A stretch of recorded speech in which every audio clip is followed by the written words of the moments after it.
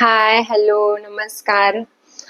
मी आहे fashion designer Gauri आणि आपलं चॅनल गुलमोहर फॅशन अकॅडमी मध्ये तुमचं मी मनापासून स्वागत करते. जे सर्वजण आतुरतेने वाट बघताय फ्री ब्लाउज मास्टर कोर्सची, त्याची आज आपण खऱ्या अर्थाने सुरुवात करणार आहे. तर ब्लाउज आपण जेव्हा स्टिचिंग कटिंग शिकण्याच्या आधी जो महत्वाचा पार्ट असतो तो म्हणजे मेजरिंग टेप. मेजरिंग टेप आपल्याला प्रॉपर समजणं खूप गरजेचं असतं. तुम्हाला माहिती आहे का, मेजरिंग टेप मध्ये प्रकार असतात. कसं तर काही जे मेजरिंग टेप येतात ते असे प्लास्टिकचे असतात, असे थोडे कडक कडक असतात, काही असे सॉफ्ट असतात. तर मेजरिंग टेप नेमका घ्यायचा कुठला हे माहीत असणं हे तितकंच महत्वाचं आहे.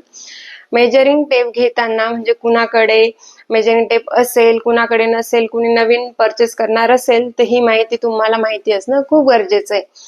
तर मेजरिंग टेप आहे ना प्लास्टिक मध्ये पण येतो, जो की थोडासा कडक असतो, त्याची किंमतही कमी असते, म्हणून जे नवीन शिकणारे ते तो टेप घेणं प्रेफर करतात की तो कमी पैशामध्ये मिळतो.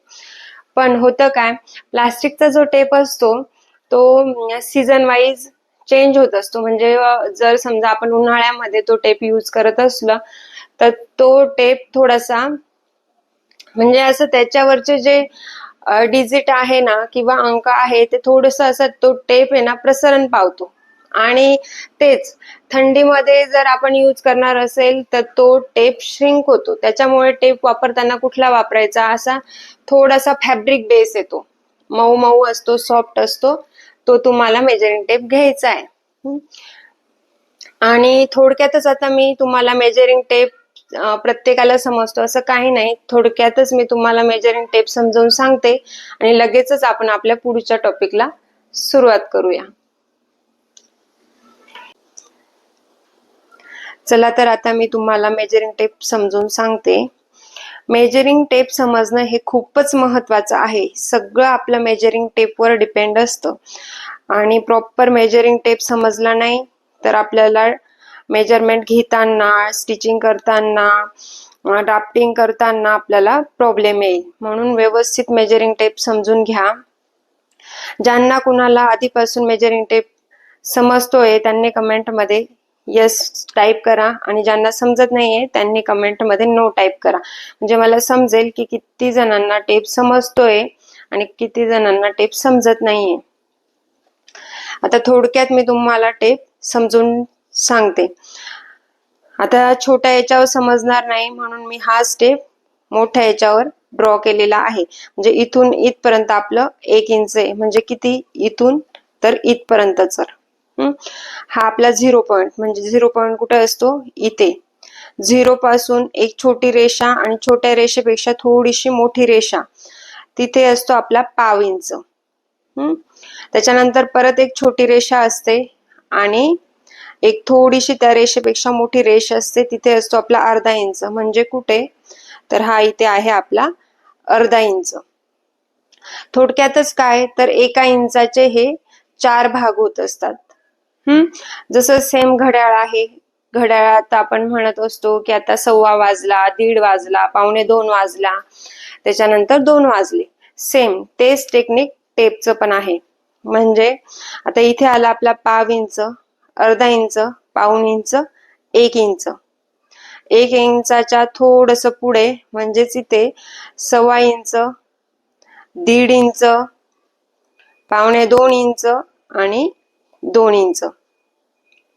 सेम तसंच पुढे 2.25 इंच, 2.5 इंच, 2.25 इंच, 3 इंच, 3.25, 3.5, 3.25, 4.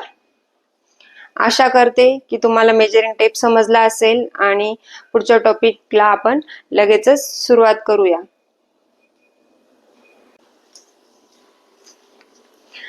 आता आपला नेक्स्ट टॉपिक असणार आहे मेजरमेंट कसे घ्यायचे.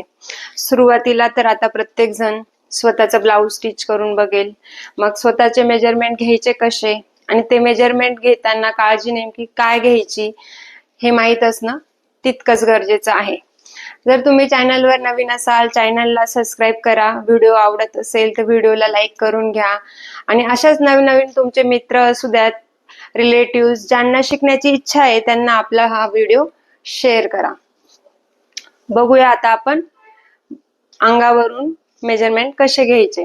आता तुम्ही बघत असाल माझ्या समोर एक मिरर आहे. जेव्हा आपल्याला स्वतःचे मेजरमेंट घ्यायचे असतात त्यावेळेला आपल्याला समजत नाही, पाठीमागून दिसत नाही मेजरमेंट, आपण मेजरमेंट घेताना टेप व्यवस्थित ठेवला आहे की नाही हे समजत नाही. त्याच्यासाठी काय करायचं की एक मिरर ठेवायचा समोर किंवा आरशासमोर म्हणा, उभं राहायचं आणि मग आपले स्वतःचे मेजरमेंट घ्यायचे. स्वतःचे मेजरमेंट घेत असताना काय करायचं, हा टेप बरोबर असा टेप असा व्यवस्थित राऊंड मध्ये पकडायचा.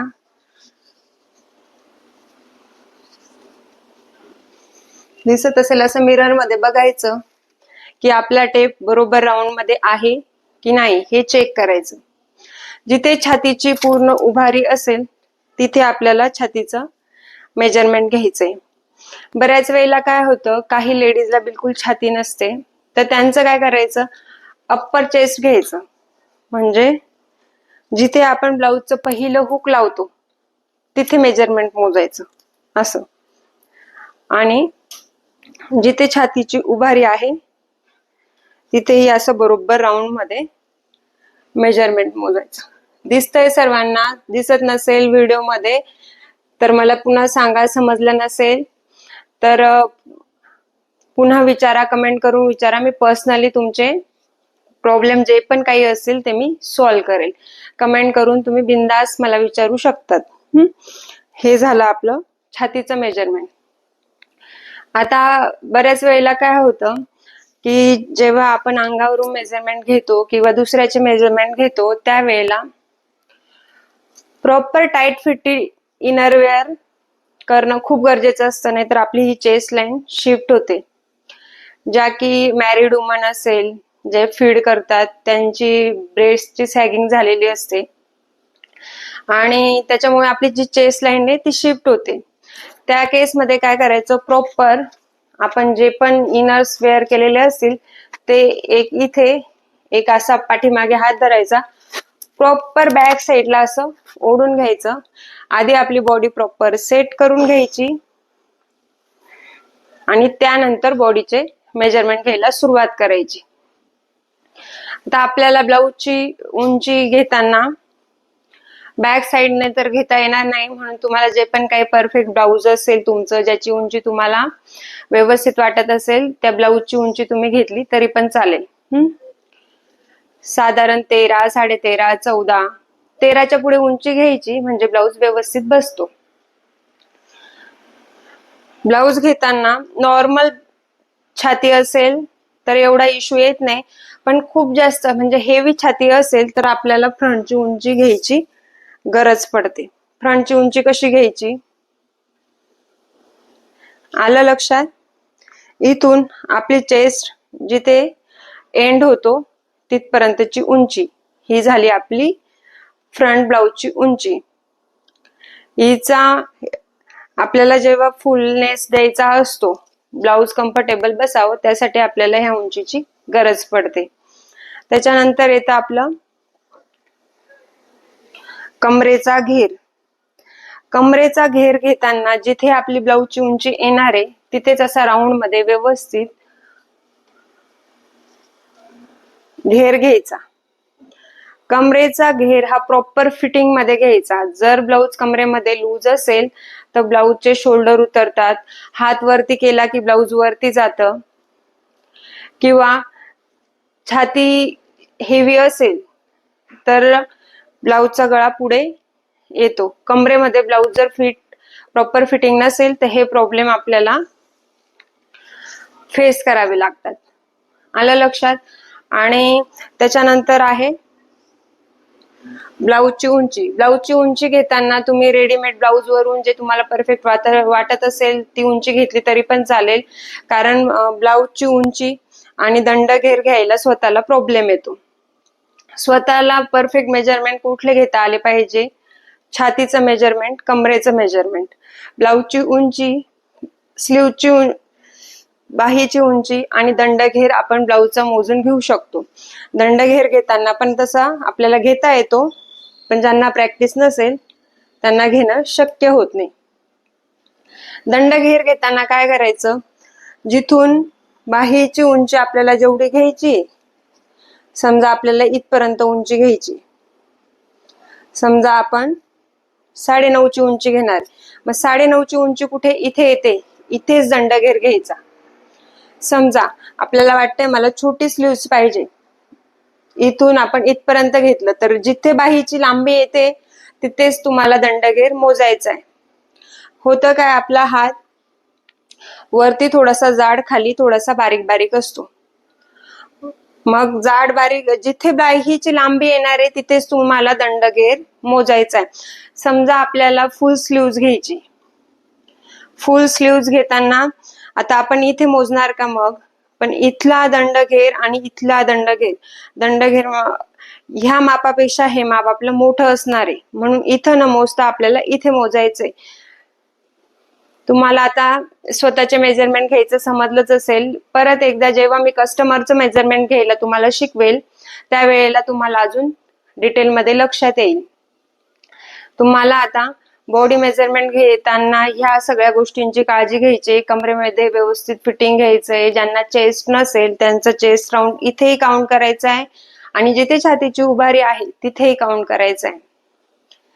आशा करते की हे तुम्हाला समजलं असेल. आणि काय करा, जर तुम्हाला व्हिडिओ ज्या ह्या सगळ्या गोष्टी लक्षात राहत नसेल तर व्हिडिओ पुन्हा पुन्हा बघा, जेणेकरून तुमच्या लक्षात राहील आणि पुढे आपल्याला पॅटर्न काढताना प्रॉब्लेम नाही होणार. आजचा आपला टॉपिक होता की अंगावरून स्वतःचे मेजरमेंट कसे घ्यायचे. आशा करते की तुम्हाला समजलंच असेल आणि आशा करते की तुम्हाला समजलंच असेल. तुम्ही प्रॅक्टिस करा. चॅनलवर नवीन असाल तर चॅनलला सबस्क्राईब करून घ्या आणि भेटूया आपल्या नेक्स्ट व्हिडिओमध्ये. Bye bye.